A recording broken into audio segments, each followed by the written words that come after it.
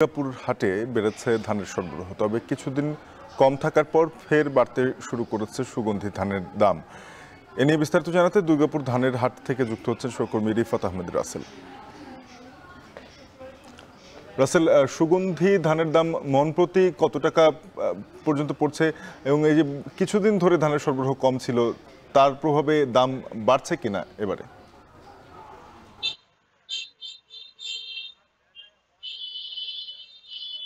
শাফিন, আপনি যেমনটি বললেন, এখন কিন্তু আসলে রোজার মাস চলছে, এর কিছুদিন পরে কিন্তু ঈদের বাজার রয়েছে। এছাড়াও কিন্তু এখন যেহেতু বড় মৌসুমের ধানের মৌসুম চলছে, এই আবাদের ফলে কিন্তু কৃষকরা এখন কিন্তু বাজারগুলোতে তাদের ঘরে থাকা যে ধানগুলো রয়েছে সেগুলো কিন্তু এখন বিক্রি শুরু করেছে।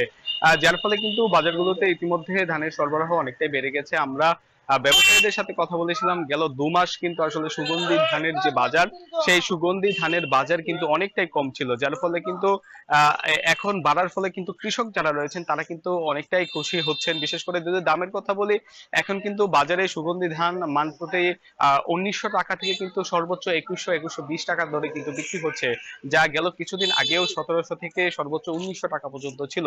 এই হিসাবে বলা যায় যে আসলে মন প্রতি কিন্তু 200 টাকা পর্যন্ত বেড়েছে। এছাড়াও অন্যান্য ধানগুলোর মধ্যে চিকন পাইজাম ধান বিক্রি হচ্ছে 1700 টাকায়। এছাড়াও চিকন যে রঞ্জিত ধান রয়েছে সেই ধান কিন্তু বিক্রি হচ্ছে 1500 থেকে 1550 টাকার মধ্যে। এছাড়াও যে মোটা যে ধানগুলো রয়েছে সেই ধানগুলো কিন্তু 1400 থেকে 1450 টাকার মধ্যে বিক্রি হচ্ছে। আমরা ব্যবসায়ীদের সাথে কথা বলেছিলাম, তারা যেমনটা জানিয়েছেন, এখন কিন্তু আসলে মুকামগুলোতে ধানের চাহিদা বাড়ার ফলে কিন্তু তারা বাজারগুলো থেকে বেশ বেশ পরিমাণ কিন্তু তারা তারা ক্রয় করছেন। এবং কৃষকরা যাদের হাতে এই মুহূর্তে আসলে টাকা নেই বা ধানের চাষাবাদের খরচ মেটাতে কিংবা ঈদকে সামনে রেখে কিন্তু তারা এখন নতুন করে এই ধানগুলো বাজারে আনছেন, যার ফলে কিন্তু বাজারে সরবরাহ অনেকটাই বেড়ে গেছে। বাজারের ব্যবসায়ীরা যেমনটা বলছেন যে এখন কিন্তু যে দাম রয়েছে, বিশেষ করে ধানের, প্রায় সবগুলো ধানের কিন্তু সর্বোচ্চ বাজার রয়েছে।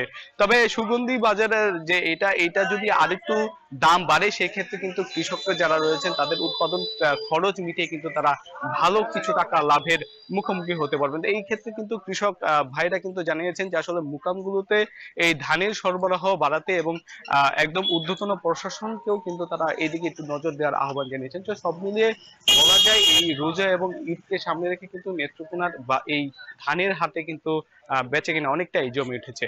সাফরিন। রিফাত, আপনাকে ধন্যবাদ। সহকর্মী রিফাত আহমেদ রাসেল যুক্ত হয়েছিলেন নেত্রকোনা থেকে।